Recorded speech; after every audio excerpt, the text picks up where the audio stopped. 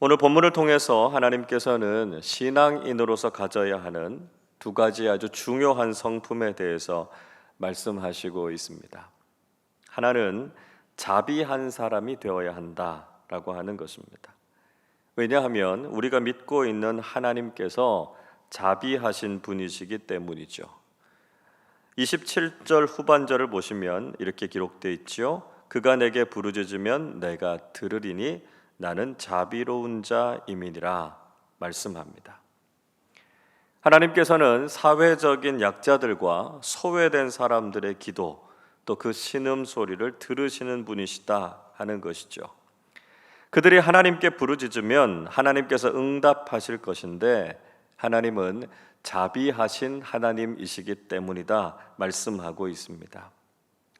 우리도 하나님의 성품을 닮아서 자비를 베풀고 실천하는 사람들이 되어야 한다는 것이죠. 본문에서 하나님께서는 구체적으로 자비를 실천하는 삶에 대해서 말씀해 주시고 있습니다. 21절을 보십시오. 너는 이방 나그네를 압제하지 말며 그들을 학대하지 말라. 너희도 애굽 땅에서 나그네였음이라 말씀합니다. 하나님께서는 이방 나그네를 압제하거나 학대하지 말라 이렇게 말씀하셨죠. 외국인으로서 타지에서 살아간다라고 하는 것이 얼마나 힘든 일입니까? 말도 잘 통하지 않고요. 문화나 관습도 다 어색할 수밖에 없습니다. 그래서 낯선 땅에서 나그네로 살아가는 사람들은 절대적인 약자이고 소외된 사람일 수밖에 없다는 것이죠. 하나님께서는 이스라엘 백성들이 애굽 땅에서 나그네가 됐고 노예가 되었던 것을 기억하면서 그들에게 자비를 베풀어야 한다 이렇게 말씀하고 있습니다.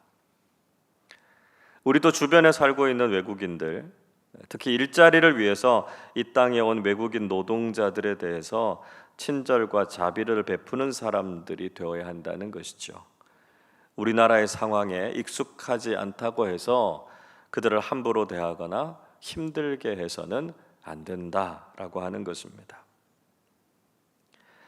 또 고아와 과부들을 괴롭히지 말라 이렇게 말씀하고 계십니다. 22절을 보시죠.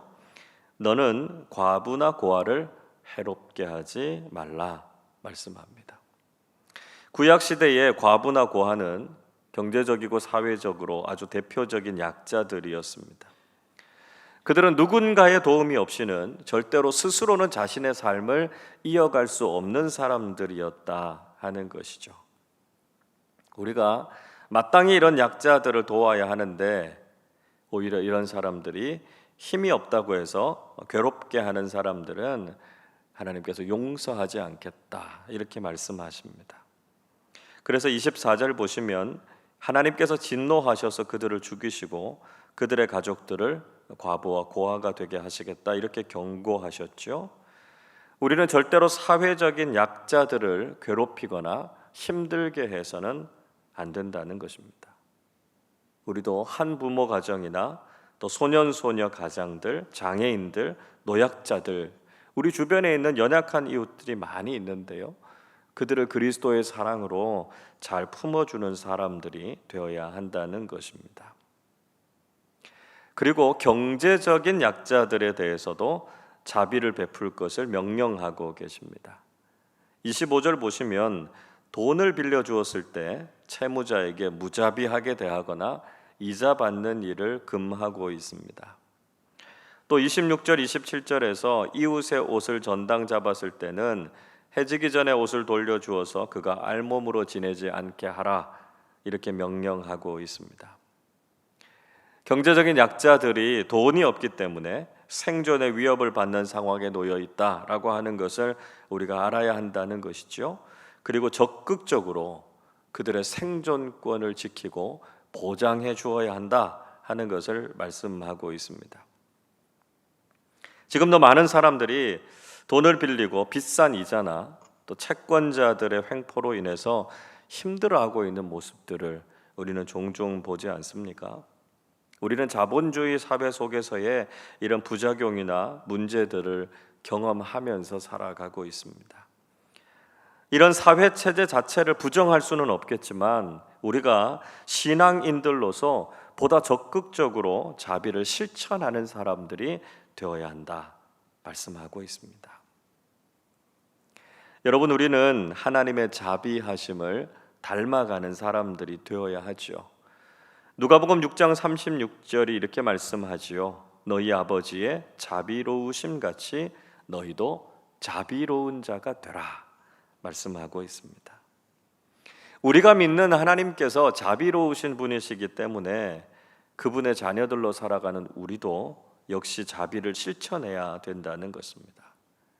무엇보다 우리가 먼저 하나님의 자비하심을 경험하지 않았습니까? 우리를 죄와 저주로부터 구원해 주시고 하나님의 자녀가 되는 이 놀라운 은총을 우리에게 허락해 주셨습니다. 이미 우리가 이 놀라운 자비를 경험했기 때문에 우리도 하나님을 닮아가야 한다는 것이죠. 우리 주변을 돌아보면 하나님의 자비와 긍휼이 필요한 사람들이 정말 많습니다. 우리가 그들에게 가까이 다가가서 하나님의 자비와 사랑을 나누고 실천하는 사람들이 되실 수 있기를 바랍니다. 자, 또 한 가지는 하나님께서 이스라엘 백성들을 향해서 거룩을 실천하라 이렇게 말씀하시죠. 31절 보시면 너희는 내게 거룩한 사람이 될지니 말씀합니다. 하나님께서 그들을 구원해 주시고 율법을 주신 목적은 그들이 거룩한 하나님의 백성이 되게 하시기 위함이었습니다. 그리고 거룩한 사람이 되기 위해서 실천해야 할 구체적인 덕목들에 대해서 역시 말씀해 주시고 있습니다. 우선 신앙인들은 이성 관계에 있어서 거룩함을 지켜야 한다는 것입니다. 16절, 17절 말씀 보시면 혼인을 하지 않은 상태에서 처녀를 꿰어 동침하게 되었을 때 어떻게 해야 하는가에 대해서 말씀하고 있습니다. 무엇보다도 이런 일은 아예 행하지 않는 것이 가장 좋죠. 하나님께서는 결혼이라고 하는 공식적인 관계를 통해서 남녀가 서로 사랑하게 하셨습니다.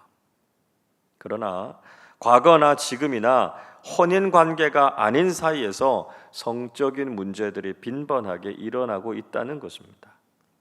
이런 일에 대해서 결혼을 하든지 만약 그렇지 않으면 그에 대해서 보상을 해서 책임을 지는 삶을 살라 이렇게 말씀하고 계십니다. 지금 우리 사회는 이성관계나 성적인 문제에 대해서 지나치게 가볍게 생각하거나 아주 무책임하고 무절제한 경우가 많이 있습니다. 우리는 이런 성적이고 이성적인 관계의 측면에서도 거룩함을 실천하는 사람들이 되어야 한다 말씀하고 있죠.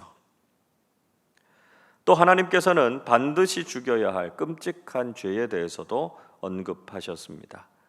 18절 보시면 무당을 살려두지 말라 이렇게 말씀하시죠. 19절에서는 짐승과 음행하는 사람들을 죽이라고 하셨습니다. 20절에서는 하나님 이외의 다른 신에게 제사를 지내는 사람을 멸하라 이렇게 명령하셨습니다. 하나님께서 정말 가증하게 여기시는 죄가 있다는 것이죠. 우리는 이런 죄를 생각하지도 행하지도 말아야 한다는 것입니다. 하나님의 무서운 진노를 피하는 길은 이런 죄를 멀리하고 정결하고 거룩함을 지켜나가는 것이다 하는 것이죠. 그리고 하나님께서 세워주신 리더십과 영적인 질서를 잘 지킴으로써 우리가 거룩한 삶을 살 수 있다 말씀하십니다. 28절 보시죠.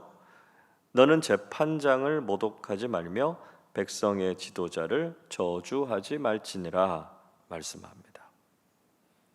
하나님께서는 재판장과 백성의 지도자들을 모독하거나 저주하지 말아야 된다 이렇게 말씀하셨습니다. 하나님께서 그들을 세우시고 권위를 부여하셨기 때문에 하나님을 존중하는 마음으로 그들의 권위와 리더십을 인정하라 하는 것이죠. 오늘날에는 지도자의 권위를 인정하지 않고 지도자들에 대해서 함부로 말하거나 대하는 경우들을 종종 볼 수 있습니다. 우리가 지도자들에 대해서 존중하는 태도와 모습을 가짐으로써 우리 자신의 거룩함을 지켜나갈 수 있다는 것이죠. 또 하나님께서는 우리가 하나님께 드려야 할 것들을 드림을 통해서 거룩한 삶을 실천하라 말씀하셨습니다. 29절에 보시면 추수한 것과 짜낸 즙을 하나님께 드리기를 미루지 말고 장자도 하나님께 드리라 이렇게 말씀하시죠. 30절에서도 소와 양의 첫 새끼도 역시 하나님께 드리라 말씀하고 있습니다. 우리가 마땅히 하나님께 드려야 할 것들을 드리는 것도 역시 거룩을 실천하는 삶이다 하는 것을 말씀하시죠. 마지막으로 부정하고 가증한 것을 먹지 않음으로써 거룩함을 지키라 명령하고 계십니다. 31절에 보시면 들에서 짐승에게 찢긴 동물의 고기를 먹지 말라 말씀하셨습니다. 우리가 먹는 것도 잘 분별해야 되고요, 우리를 더럽히고 부정하게 할 만한 것들을 멀리하는 것이 필요하다라고 하는 것이죠. 그리스도인으로 살아가면서 우리가 피해야 하고 먹지 말아야 할 것들이 있습니다. 음식까지도 절제하고 구별할 줄 알아서 우리가 더욱 깨끗하고 거룩한 사람들로 하나님 앞에 서야 한다는 것입니다. 하나님께서 이스라엘 백성들에게 율법을 주신 목적은 그들이 하나님의 거룩하심을 닮아서 그들도 거룩하게 하시기 위함이었습니다. 하나님께서는 우리를 구원하셔서 거룩한 그리스도인이 되기를 원하십니다. 우리의 삶 전반을 통해서 이 거룩함을 실천하는 사람들이 되어야 한다는 것이죠. 세상 사람들이 살아가는 방식대로 무절제하게 함부로 살아가는 것이 아니라 하나님을 믿는 사람들답게 세상 속에서 구별된 삶을 살아가야 한다는 것입니다. 오늘도 우리에게 주신 하나님의 말씀을 마음속에 잘 새기고 그리스도인답게 자비와 긍휼을 실천하고 거룩한 그리스도인으로 살아가는 오늘 하루 저 우리들의 삶이 되실 수 있기를 주님의 이름으로 축원합니다. 기도하겠습니다. 거룩하시고 자비로우신 하나님 아버지, 저희들을 구원해 주시고 하나님을 닮은 자녀들로 이 세상을 살아가게 하심을 감사드립니다. 하나님께서 이스라엘 백성들을 구원하시고 그들에게 자비하고 거룩한 삶을 실천하게 하신 것처럼 우리가 그리스도인다운 성품을 가지고 삶 속에서 자비와 거룩을 실천하면서 살게 해 주시옵소서. 사회적이고 경제적인 약자들과 외국인들에게 친절하고 따뜻하게 대하게 하시고 그를 통해서 많은 사람들이 위로와 소망을 얻게 해 주시옵소서. 하나님께서 싫어하시는 일들은 생각하거나 가까이 하지도 않게 하시고 오직 하나님께서 보시기에 거룩하고 정직한 믿음의 삶을 살게 하여 주시옵소서. 그래서 오늘을 살아가는 우리 그리스도인들의 삶이 세상의 모범이 되게 하시고 사람들이 우러러 볼 수 있는 수준 높은 믿음의 삶을 살게 하여 주시옵소서. 감사드리며 우리 주님 예수 그리스도의 이름으로 기도하옵나이다. 아멘.